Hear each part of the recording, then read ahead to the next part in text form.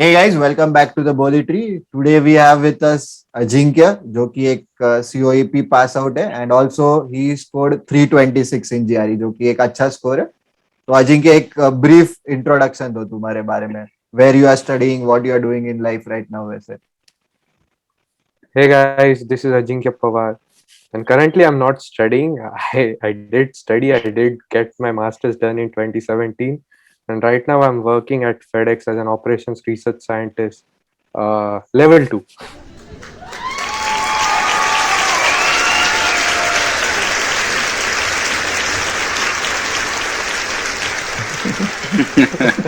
Congratulations on that. Congrats on your promotion. Thank you guys. So basically, I did my master's from Texas A&M University at College Station, which is considered as one of the greatest university, if not the best. And I mean greatest because the ROI over here as to how much amount you put in and how much salary you can get, it is one of the best. I did my master's in industrials and systems engineering, where I had many doors opened for me to explore, be it in manufacturing sector, be it in data analysis, data science, and operations research. So name it, and industrial engineering opens you all the doors for you to work for. Ajinkya, thanks for that beautiful intro. Thanks, and also once again, congratulations on being a level 2. क्या Oh yeah, Level motivational क्या है तू अभी? dude, I worked hard for it, dude. I have worked hard for it. No doubt, I have no doubt all regarding the all the ass licking and everything that I have to do. It's hard, man. 2. Especially if it's So a you male. are. it. Especially. If it's a ass of a male.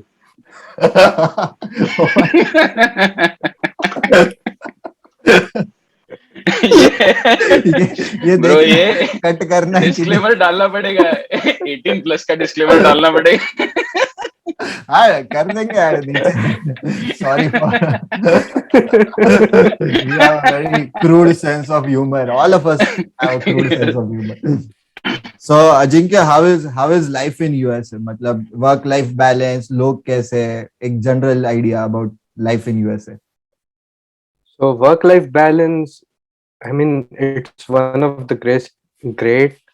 मैं India में तो ज्यादा काम नहीं किया. I have work for like 1.5 year, and दिक्कत ये थी कि उधर सैटरडे भी कभी कभी तुम्हारा बॉस कॉल कर देता था और बोलता था कि आ जाओ काम कर लो, ये करके दे वो करके दे. यहाँ पे तो ऐसी कोई दिक्कत नहीं होती. मेरा मैनेजर, मैं अभी उसके साथ 3 साल से काम किया हूँ, कभी भी मुझे कॉल नहीं किया. जितना होता है सब शाम के 5 बजे तक, बस दैट्स इट. उसके बाद you get to enjoy, your life is yours. You never, अगर इन केस में कभी 5 बजे के बाद रुक जाता हूँ, जो कि होता है बट नॉट मच ऑफन, तो मेरा बॉस सामने से आके बोलता है सॉरी. तो तभी बहुत अच्छा लगता है कि अच्छा बॉस सॉरी बोल रहा है. Okay, मतलब work life balance is sorted. मतलब कोई issue नहीं. Work life balance is sorted, standard of living तुम्हारा अच्छा हो जाता है. जो मैं मतलब इंडिया में तो इतनी सैलरी कमाता था कि मुझे इनकम टैक्स भी नहीं भरना पड़ता था. बेसिकली लोएस्ट स्लैब से भी नीचे था मैं. यहाँ पे आके तो अच्छा सैलरी हो जाता है. You get to buy good stuff for yourself, for your family and everyone. So वो तो अच्छा ही है. फैमिली एंड कभी कभी फ्रेंड्स को भी याद कर लो. हाँ, तो गोवा जाते हैं ना अपन. गोवा लेके भी गया था एक बार, वो भूलो मत कभी. एक्चुअली लेके गया था भाई, हाँ, लेके गया था गोवा.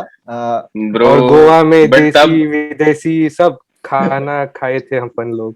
ब्रो बट तब तुम टैक्स स्लैब के नीचे थे तब गोवा. यार अभी तो गोवा थोड़ी होगा.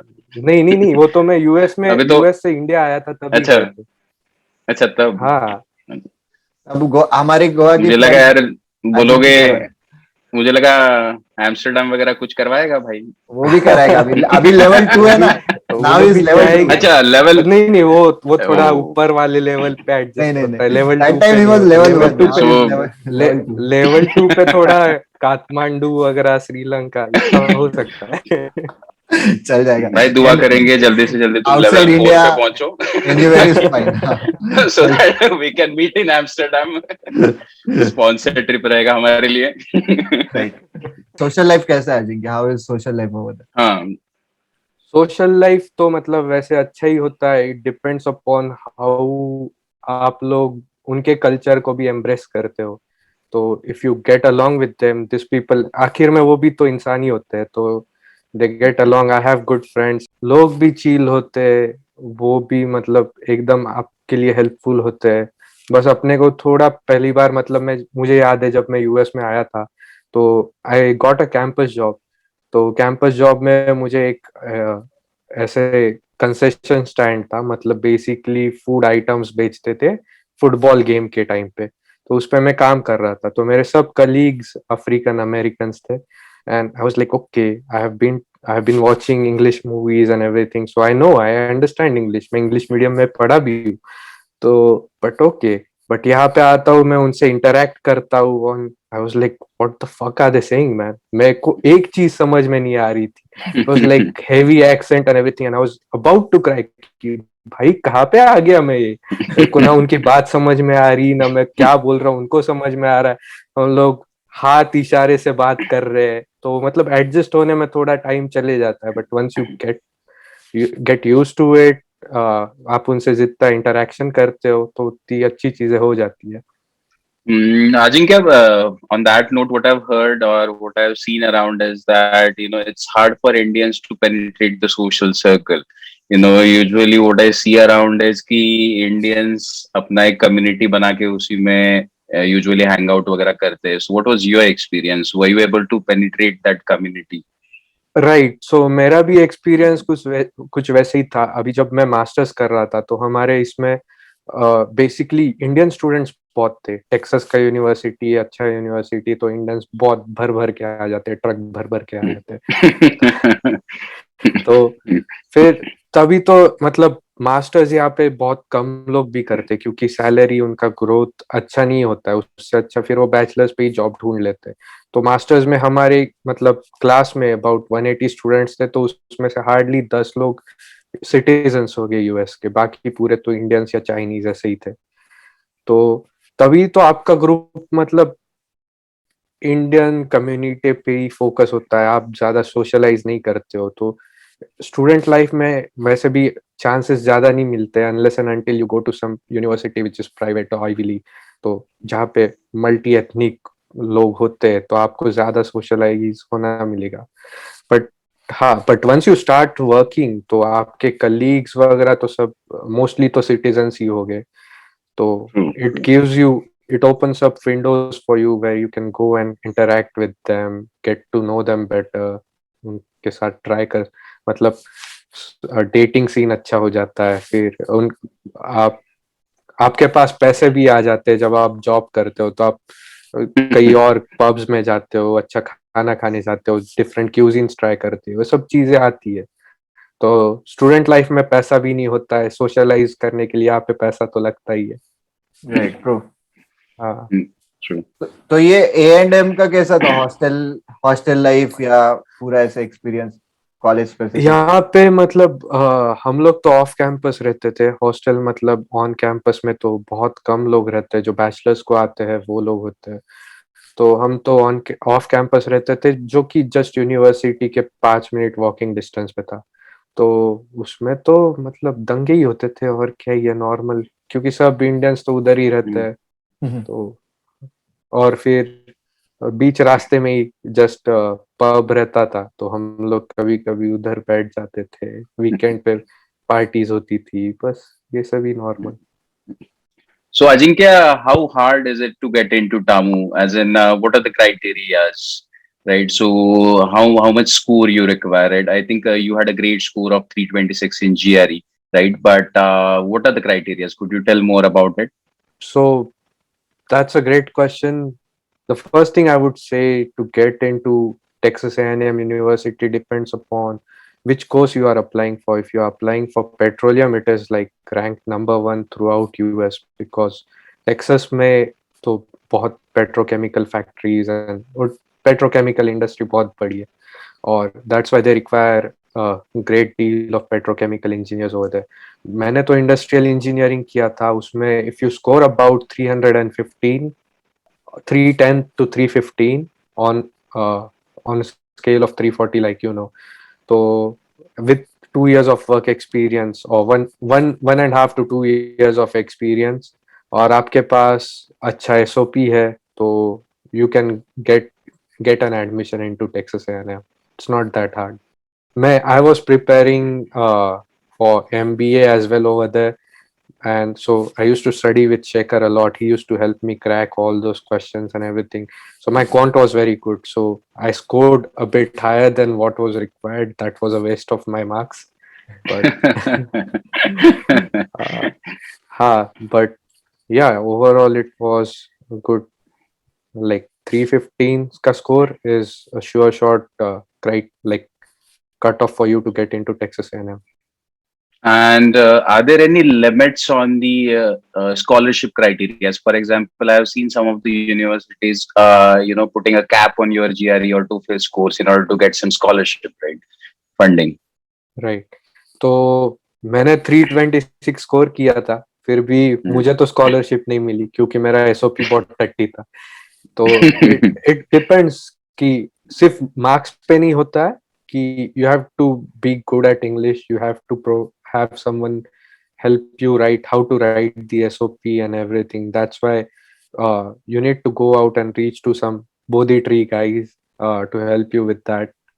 फिर TOEFL का भी आता है and basically what your work experience is, and so सिर्फ एक चीज नहीं होती है उसमें, बाकी सब चीजें भी होती है, सिर्फ GRE स्कोर नहीं इतना मैटर करता. So Ajinkya, I would like to know more about the teaching assistant and the research assistant program at your college, and how hard is it to get into that program? So basically TAR is something which is influenced by your score in TOEFL. So I wasn't having a great score at TOEFL at first, तो मुझे तो मतलब admission नहीं मिला था TARA में, उसमें मैं मार खा गया था.